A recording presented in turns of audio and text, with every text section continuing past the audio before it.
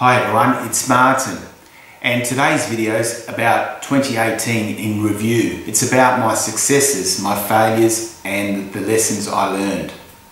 I found that this time of the year between Christmas and New Year's Eve is the perfect time to reflect back on the year's achievements, blessings, what didn't go well, what I learned, what I can do differently to make next year better, and what I think would make next year amazing. I'm just going to run through some of the points I've written here on my laptop.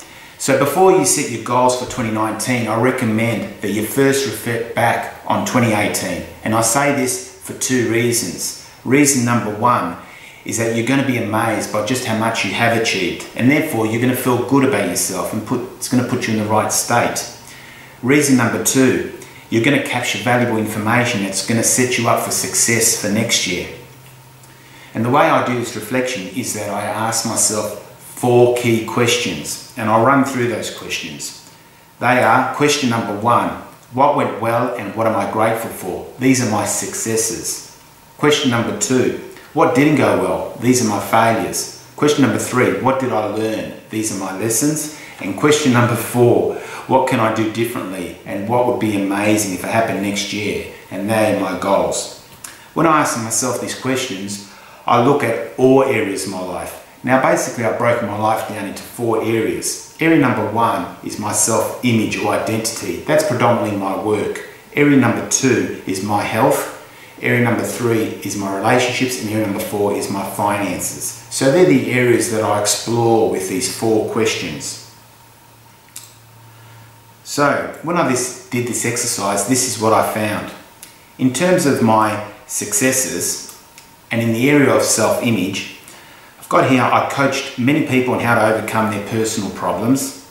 By the way, I'll put all these words into a blog post with links, so if you want to refer back to it and maybe use the same framework for your review of 2018, that'll make it a lot easier.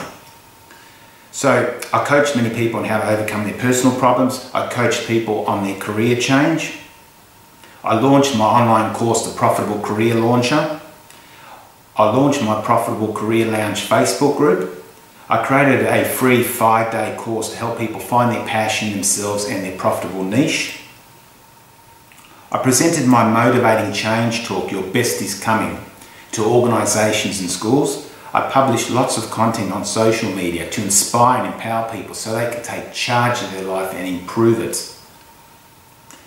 In the area of health, I exercised at least 3 times a week, so I'm proud of that. I ate healthy most of the year. I had my yearly blood, eye and skin test, and I normally try and schedule those things around my birthday because that's a trigger or a reminder to have those things done. I rarely drank alcohol and I didn't smoke. By the way, I don't smoke. And in terms of alcohol, in 2017 I didn't have any alcohol at all. I consumed lots of positive, inspiring and educational material. I meditated a few times during the year, but not regularly. In terms of relationships, I joined LinkedIn in May 2018 and I met some new and amazing people. I met them online and also I met them face to face. I travelled around Italy for a month with my brothers and caught up with my family overseas. I visited my mother regularly. She's 93 years of age and she lives in an aged care home. I also went swimming and out for breakfast with my brothers regularly every Saturday. And I received many messages of appreciation from people that I helped. Messages like an absolute pleasure to work with, a wonderful human being, a genuine individual, you helped save my life and made it richer. Martin has a very beautiful energy, he's a compassionate person, generous with his time, and you've made my day. And I'll put a link there so you can read the testimonies if you like. Also, every day I was grateful for my family, friends and my clients. In terms of finances, I earned about $200,000. I reduced some of my debt. My client said that my coaching was valuable and that I should charge more. So I have recently adjusted my fees. Now, question number 2, which is about what didn't go well, my failures. In terms of my self-image, I would have liked to have reached more people with my message. And my message is basically to find your passion, develop it and give it to the world. To find and live your purpose. Because that's what's going to make you feel fulfilled, and that affects all areas of your life. It affects your health, your relationships and your finances. I got here, I would have liked to see more people take action and step outside their comfort zone. And at times I did feel overwhelmed. In terms of health, what were my failures? I was very sick for a week in September, just before I was due to take off for Europe. And in terms of relationships, I did find at times that there wasn't enough time to go deep in conversation with people and get to know them. I don't like surface chat. I like to go deep with people.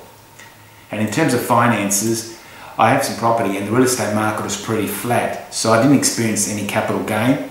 And also I realised that I was paying too much for my insurances and the interest on one of my loans.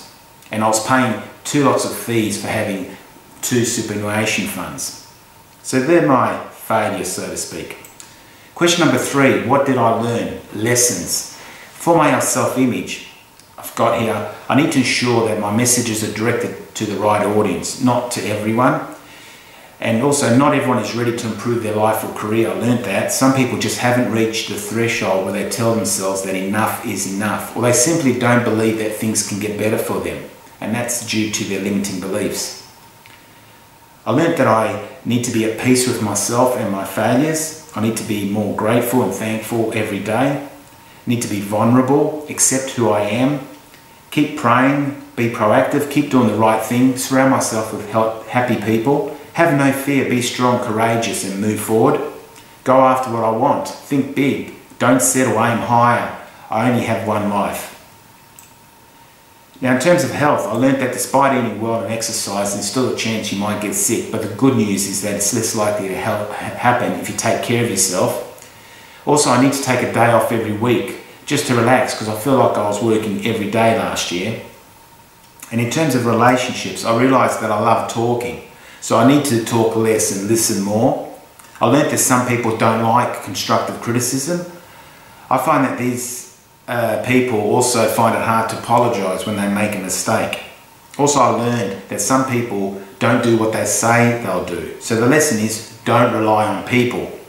Be careful not to get your hopes up too high, but at the same time, be positive. I guess what I'm saying is to expect the best from people, but also have a plan B just in case they let you down. Also, I learned to let go of the negative and to forgive people. And in terms of finances, I changed my insurance companies and I saved thousands of dollars. I restructured my loan and saved on interest. And I'm in the process of combining my 2 superannuation funds to save on fees. Also, I need to declutter some items because I found things hard to find. Also, I can probably sell some things that I no longer need. So question number 4, what can I do differently or what would be amazing if it happened next year? These are predominantly the skeleton of my goals for next year. So in terms of self-image, next year I want to focus more on helping people find their purpose, help them decide what career best suits them and help them start a side hustle. I want to present my motivating change talk to more schools and organisations. I want to do more promotion of my online course and books. I want to publish more content on my YouTube channel, website, LinkedIn account, Facebook page. I also want to read 1 new book a month. I want to consider building a team by outsourcing some things I do. This will free up more of my time. And I want to help 12 homeless people next year. And I want to mentor 4 teenagers for free next year.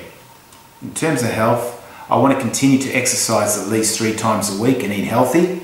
I want to do a 14-day sugar detox, so no sugar for 14 days. I want to give that a go. And I want to go vegan for 14 days straight also. I want to be alcohol-free 6 days a week, which I think is pretty easy.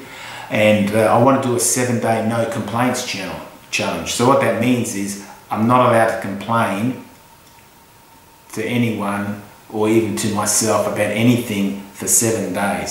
So that'll be interesting.